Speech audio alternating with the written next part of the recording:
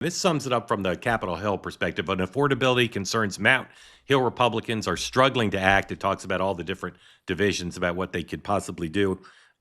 Here's headline 109 from the Hill. Trump frustrated with GOP messaging on affordability, according to Reince Priebus, former Trump chief of staff, of course, in the first term. Here's another one, number 111, something the president did over the weekend. I'm not sure why they did it over the weekend. He signed an order to create food supply chain task forces to protect competition. This is right out of the page, ripping a page from the Biden playbook to say we're going to show we care about prices by investigating antitrust violations amongst different companies. Wall Street Journal 112, the president has a task force that's looking to lower the soaring beef prices.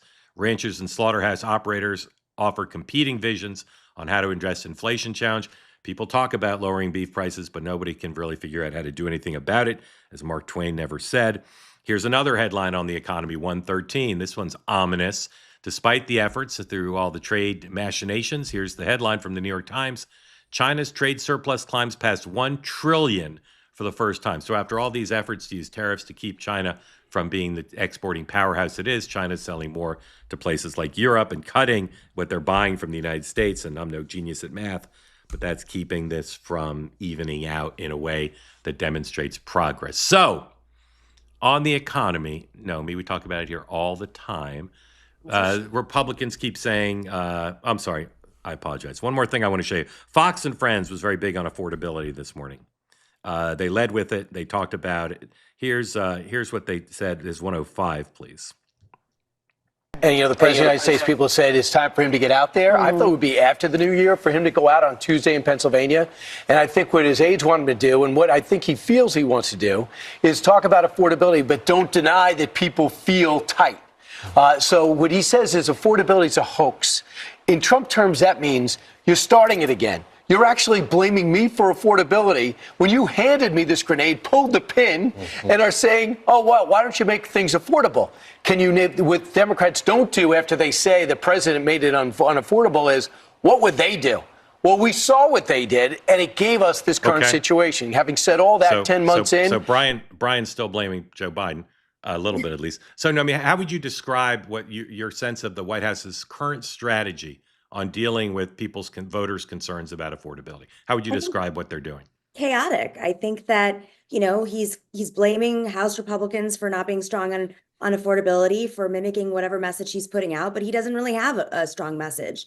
I mean, he's been pointing at China the entire time. Obviously, that didn't work today, which is what economists predicted, especially as they moved into places like Brazil, which is a huge market. And as you mentioned, Europe as well, expanding there. So, he's not consistent, and the Affordable Care Act is significantly tied. These tax credits are tied to the economy. They're saying that rates your premiums could double if this is not dealt with. So, if he wants to be strong on economy, then he's got to present a plan. And right now, the House Republicans don't have a plan. He doesn't have a plan, and he's blaming Joe Biden, Joe who? Who's talking about Joe Biden right now? Mark, can you put a better or different word on what's going on besides chaos? What's really important here, we're kind of coming out of the fact that, throughout the summer and leading into the shutdown, the president really hasn't been kind of unleashed to be able to actually talk about this stuff. Like one big beautiful bill signed around July-ish.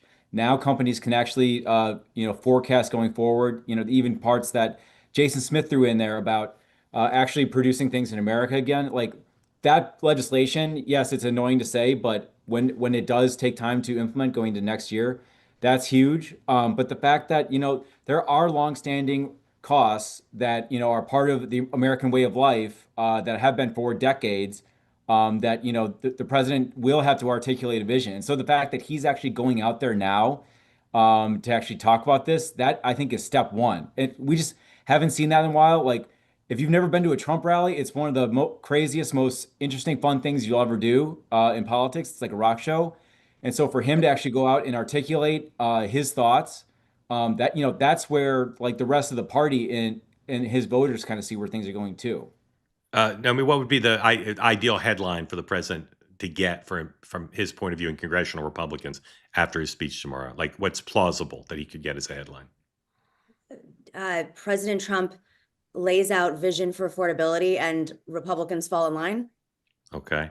What's something Mark what's something he could talk about tomorrow that you think voters would say, yeah, that seems sensible. So something with tariffs that I think has kind of been a lingering issue is that, and I kind of got inspired by this. Remember when Amazon, like intentionally or inadvertently, were going to put like the tariff Yeah. impact on their prices?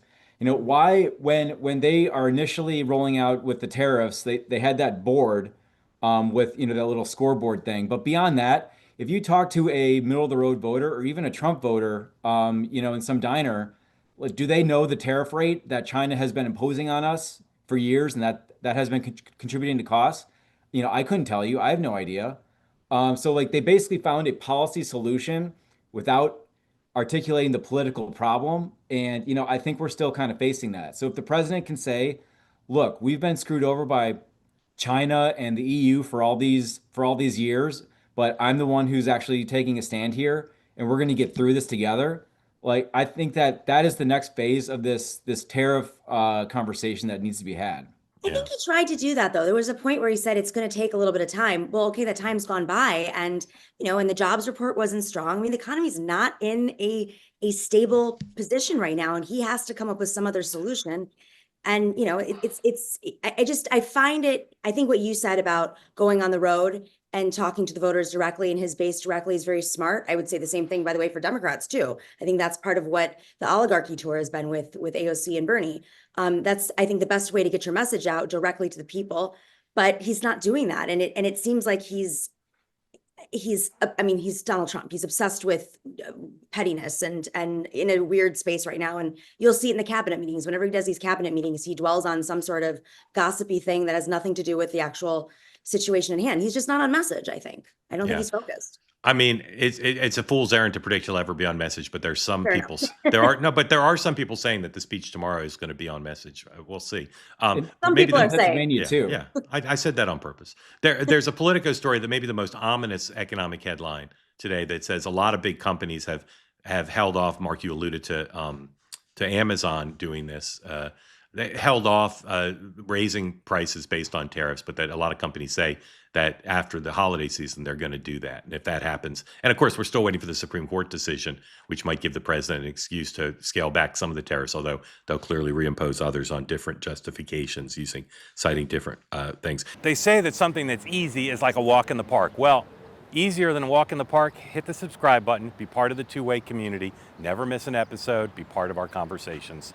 Thank you for your service to America. And don't forget, you can now listen to the morning meeting and Two-Way Tonight on Apple, Spotify, or wherever you get your podcasts.